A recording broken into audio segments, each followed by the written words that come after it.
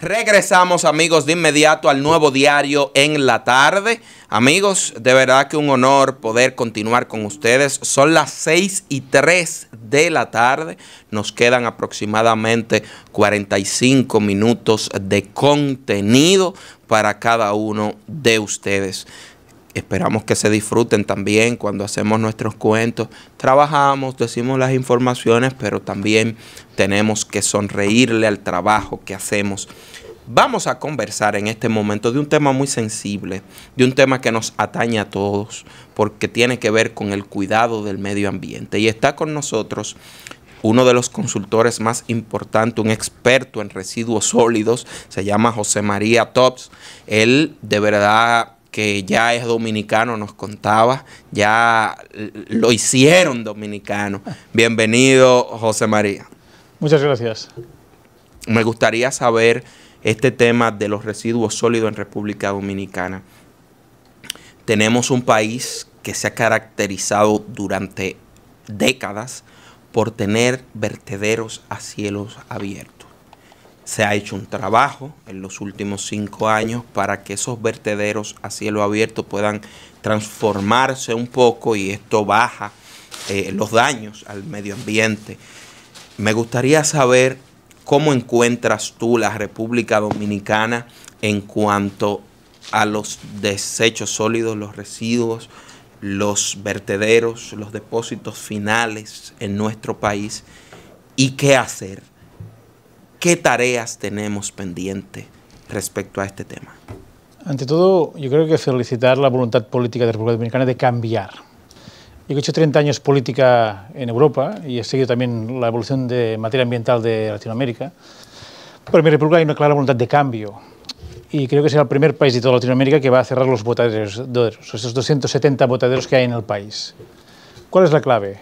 La implementación de la Ley de Medio Ambiente, la 225-20, y esta voluntad del Gobierno de impulsarla. Yo que he estado de cerca de 3 ministros, del fallecido Orlando Jorge Mera, de don Miguel Ceará Atón y de Paíno Enríquez, a esta voluntad de implementar. Y como dijo el presidente Abinader el 28 de junio del 23, del año 2028-2030, República será el primer país de toda Latinoamérica sin botaderos. No es una tarea fácil. Tenemos que trabajar con las comunidades, con los alcaldes y alcaldesas del país, pero poco a poco vamos consiguiendo este reto. Y el país en apenas 3 años ha cambiado mucho. El gran trabajo de Río Sostenible, del fideicomiso, con el acompañamiento del Ministerio, del sector privado y de las alcaldías, se está evolucionando de una forma muy rápida. Llevamos años de atraso, pero, repito, yo creo que el país va a cambiar. La conciencia de la ciudadanía también es muy importante, la gente está mucho más concienciada de que es importante esos pequeños gestos de cada uno de nosotros, ir al trabajo con el termo, evitar el FOM y otros elementos para cambiar la realidad del país. Pero hay mucha tarea aún por hacer. Hay un tema, José María, usted como experto en residuos sólidos, que me gustaría abordar con usted, y es que el dominicano en el país, aquí, el dominicano en sí no produce basura. O sea, los desechos sólidos, los que la estructuran, los que estructuran el desecho sólido, es aquel mayorista que vende su producto y esos productos son trasladados hacia los hogares dominicanos. Y el dominicano en su hogar desempaca el producto, consume el producto y ese desecho entonces lo lanza a la basura. ¿Cuál es la responsabilidad tanto empresarial como ciudadana en el tema de los residuos sólidos? Muy simple, con esto de la responsabilidad. Como ciudadanos tenemos el derecho, tenemos la obligación de no tirar los residuos fuera del zafacón. Primer paso. Segundo paso, tenemos que conseguir con el tiempo, y creo que será a corto plazo, que las alcaldías tengan como mínimo 2 zafacones, como dice la ley. Un zafacón para los residuos orgánicos y uno para el resto de materiales. Si separamos esto, conseguimos unos materiales aprovechados. Perdón, la alcaldía o los ciudadanos. Los ciudadanos separar en casa y no tirar la basura en el medio, ni en la cañada, ni en el campo, ni en la playita. En casa, separar y tirarlos en el zafacón, cuando viene el camión que se los lleva. ¿Y cuál es la responsabilidad del sector privado? Garantizar que sus productos no afecten al medio ambiente. Por eso ahora estamos trabajando todo el tema del desarrollo de la responsabilidad extendida del productor. ¿Cómo desarrollo de la responsabilidad extendida del productor? ¿En qué consiste? Desarrolle ese concepto. Mira, es muy importante. La Ley de Medio Ambiente establece una serie de 7 tipos de productos prioritarios, residuos con impacto. los embalajes, los aceites lubricantes, el foam, las gomas, pilas y baterías. Y esto se está desarrollando ahora. Por ejemplo, una goma. Las encontramos a veces al lado de la playa, en el campo. ¿Cuál es la idea? Pues que un fabricante o importador de gomas en República Dominicana, por cada goma, ahora les pasaré la extrapolación con Europa, deposita en un fondo 100 pesos por cada goma que pone en el mercado.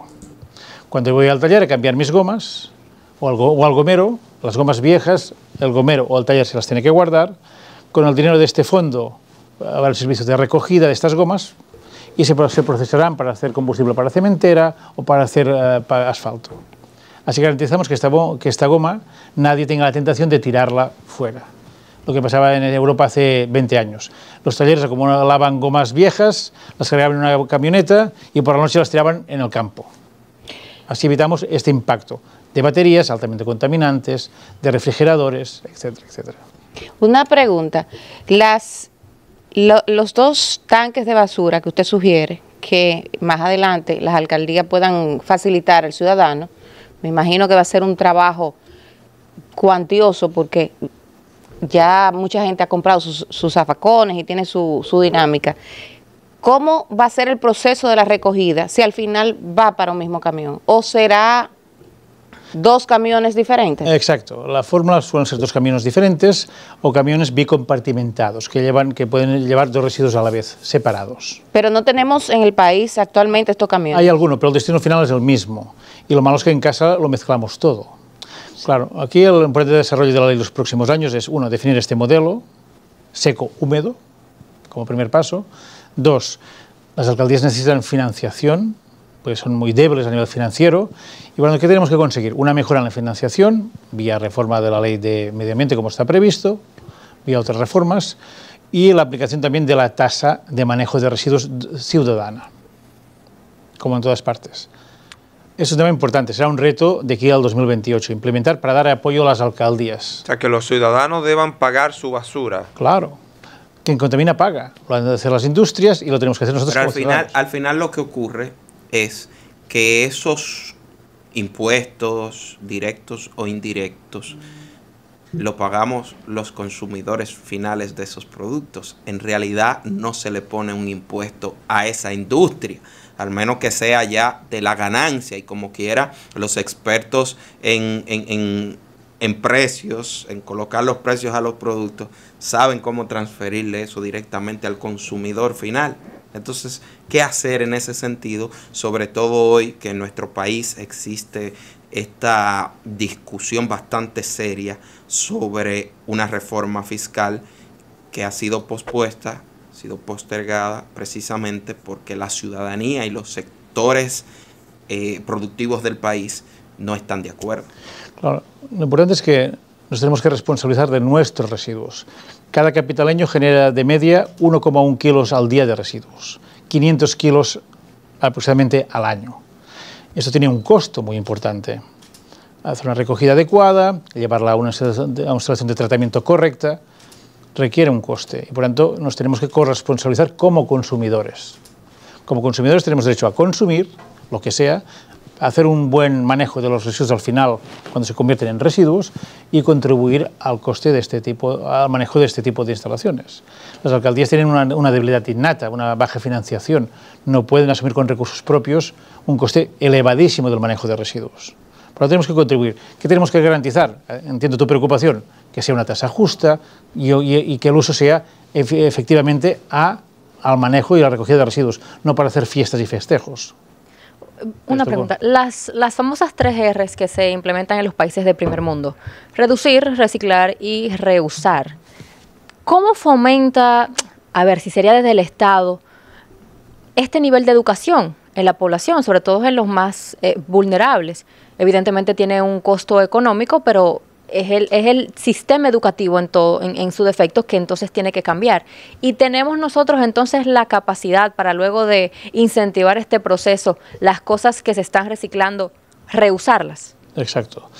Todo es posible. Yo le explicaré el caso de Cataluña, que es mi región, que lo he vivido durante 30 años. Yo pasé de tirar la basura por el puente con mi abuela a finales de los años 70, primeros de los 80, a clausurar el vertedero ilegal de mi municipio. En Cataluña teníamos 2.000 botaderos ilegales a finales de los años 80, primeros de los 90.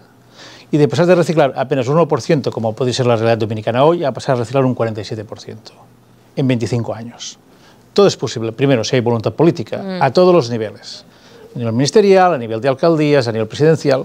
Si hay voluntad política, es posible. El resto son excusas. 2, educación. Esta es la clave. ¿Cómo educamos? A todos los niveles. La escuela es el gran cambio. Los que tenéis niños y niñas pequeños son los grandes revolucionantes, los que llevan la revolución a casa ambiental. Ellos se paran en casa, trasladan los hábitos a los padres. ¿Cómo se hacen pequeños cambios? Había un personaje en Cataluña en los años 90 que era el capitán Ensalada, un tipo vestido de marrón con una capa y una ensalada en el pecho. Él decía, los pequeños cambios son poderosos. Ir al trabajo con el termo en lugar de la botella de agua es una revolución. Ir al trabajo con la lonchera, con el sándwich, en lugar de que esté envasado en papel de aluminio, como hacíamos en mi generación en Europa, es otra revolución.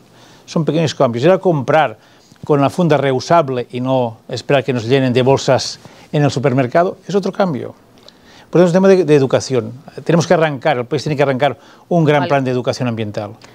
¿Cómo podríamos nosotros, desde el gobierno, o según su experiencia, cómo podría la República Dominicana resolver de una vez y por todas el tema de los vertederos a cielos abiertos?